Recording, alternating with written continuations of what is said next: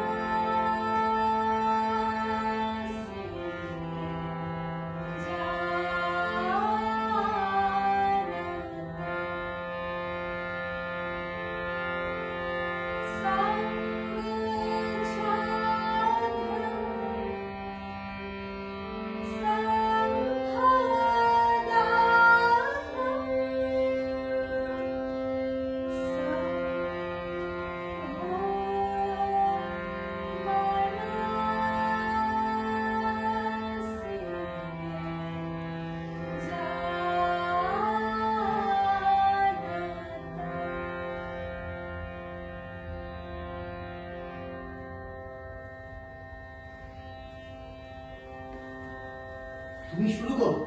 আমি? হ্যাঁ হ্যাঁ, তুমি বলো। প্রণাম গুরুদেব। প্রণাম গুরুদেব।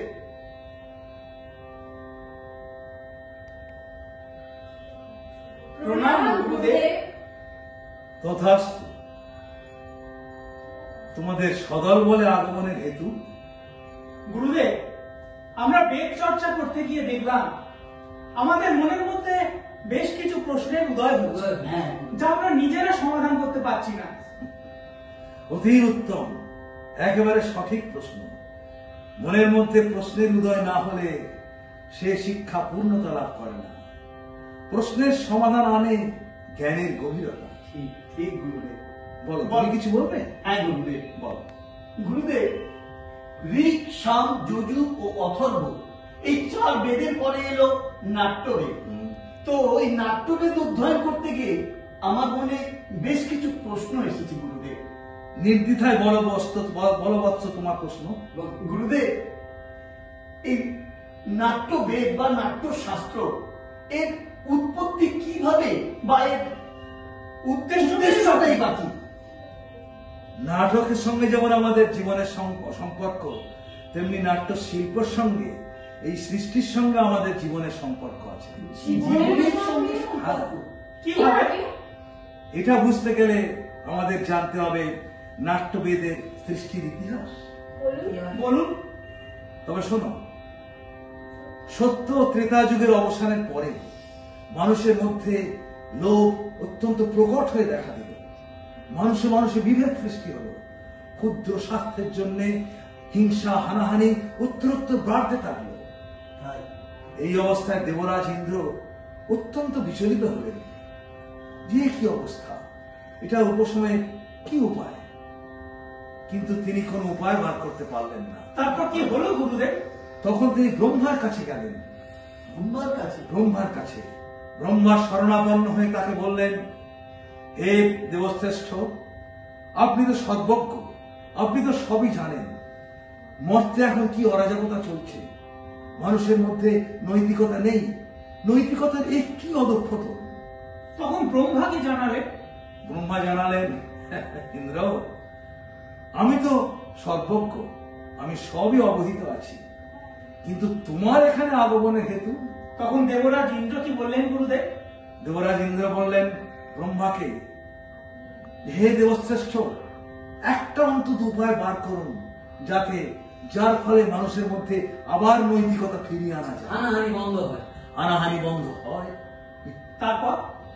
তারপর দেবরাজ ইন্দ্রের অনুরোধে ব্রহ্মা সৃষ্টি করলেন এই নাট্যবেদ।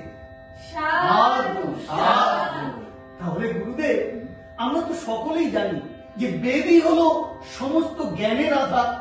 তো জগতে যখন সমস্ত জ্ঞানী এই বেদের মধ্যেই লুকিয়ে আছে, তাহলেই নতুন ভাবে নাট্যবেদের সৃষ্টির তা কি তাৎপর্য গুরুদেব? এই 4টি বেদের যা কলা কুশলী আছে, যা কলা শিল্প, সমস্তই নাট্যবেদের মধ্যেই আছে। সুতরাং নাট্যবেদ হলো এমন একটা জিনিস যার মধ্যে সমস্ত রকম শিল্পকলা নিদর্শন আমরা পাই। হ্যাঁ গুরুদেব, কিন্তু দৃশ্যমানতা কি?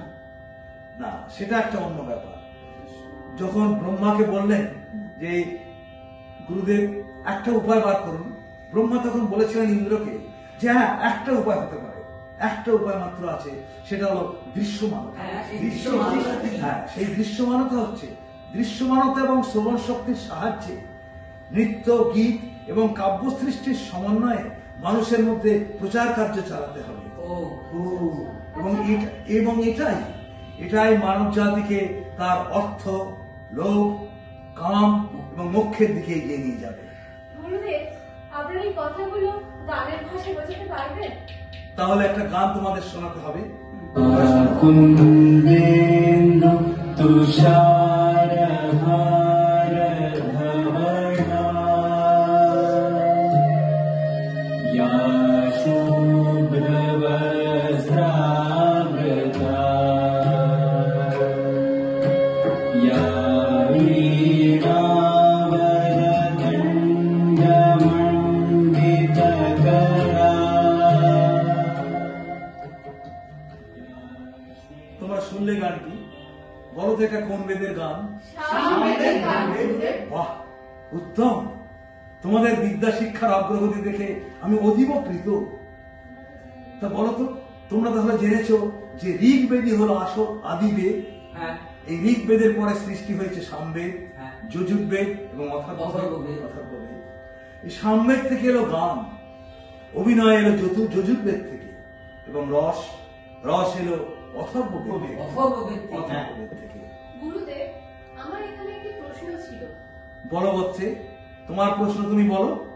গুরুদেব, নাটক কি শুধুমাত্র দেবতাদের উদ্দেশ্যে নির্মিত হয়েছিল? না, কখনোই না। দেবতা, দানব, মানুষ, রাক্ষস সবাই নাটক করার অধিকার আছে। সবাই নাটক করতে পারে। সবাই নাটক করতে পারে। এই শিল্পকলা চর্চা যে কেউ করতে পারে। অর্থাৎ গুরুদেব, সমস্ত রকম ধর্ম, শিল্প সবই কি নাট্যকলার মধ্যে আছে? সমস্ত রকম বেদের শিল্পকলা সব এই নাট্যশাস্ত্রের মধ্যেই আছে। বুঝলাম। নাট্য শিল্প এক অদ্ভুত শিল্প। হ্যাঁ, আমাদের নাটকই হলো বেঁচে থাকার রসদ, তাই না গুরুদেব? অবশ্যই। ঠিক, এটা যেমন বেঁচে থাকার রসদ, তেমনি নাট্যশাস্ত্র আমাদের জীবনের সঙ্গে যুক্ত। জীবনের সঙ্গে যুক্ত। হ্যাঁ, কিন্তু গুরুদেব, নাটককে কেউ গুরুত্ব দেয় না কেন? মানে সমাজ নাটককে কেন গুরুত্ব দেয় না, কেন অপ্রয়োজনীয় মনে করে? এখন করছে, কিন্তু ভবিষ্যতে করবে না। দেখো, এটা কোনো স্বল্পমেয়াদী কর্ম নয়, এটা একটা দীর্ঘমেয়াদী কর্ম। দীর্ঘদিন ধরে চর্চা করতে করতে মানুষ তবে ফল পাবে। ঠিক না? এই নাট্য চর্চা এমন এক ধর্ম যা জাতি ধর্ম নির্বিশেষে ভৌগোলিক সীমানা অতিক্রম করে চলে যায়। অর্থাৎ যেমন আমাদের জীবনে খাদ্যের প্রয়োজন, তেমনি এবং নাটক শিল্পেরও প্রয়োজন। ঠিক। আমাদের জীবনে বাঁচার জন্য যেমন আমরা খাদ্যের প্রয়োজন বোধ করি, তেমনি আমাদের জীবনে নাট্যশিল্পেরও প্রয়োজন আছে। এটাও বাঁচার জন্য। ঠিক। তাহলে গুরুদেব, আমি বলতে চাইছি যে নাটকটা হচ্ছে একটা সমাজের দর্পণ। নিশ্চয়ই। যে দর্পণ আমাদেরকে সমাজের সত্যের পথ প্রদর্শন করে বা মানুষের বিপদে চালিত করতে পারে না, মানুষকে মানবতার পথে চালিত করে। দেখো, কোন মানুষকে কোনো শিক্ষা দিতে গেলে যদি সহজভাবে না দেওয়া যায়, তাহলে সে তার ধৈর্য রাখতে পারবে না, শিক্ষার প্রতি তার আকর্ষণ থাকবে না। তাই এই নাট্যশিল্পের মাধ্যমে, এই নাটক দিয়ে আমরা মানুষকে আকৃষ্ট করে রাখবো। তাই আমরা নাটককে আঁকড়ে ধরে বাঁচবো, কারণ নাটক কখনো কাউকে বিপদে চালিত করতে পারে না। কারণ নাটক জ্ঞানী করে, নাটক সভ্য মানুষ তৈরি করে, উন্নত এক মানব সমাজ গড়ে তোলে। সমস্ত কলা, সমস্ত বেদের সমস্ত যত রকম কলা আছে সমস্ত কলার সঙ্গম হলো এই নাট্যবেদ। সুতরাং ঠিক গুরুদেব, তাই চলো আমরা সবাই মিলে আজ এই আনন্দ জগতে সকলে মিলে সৃষ্টির উল্লাসে মেতে উঠি। নির্ভীক চিত্তে সমস্ত কলুষতাকে দূর করে এক উন্নততর শান্তির পৃথিবী গড়ে তুলি।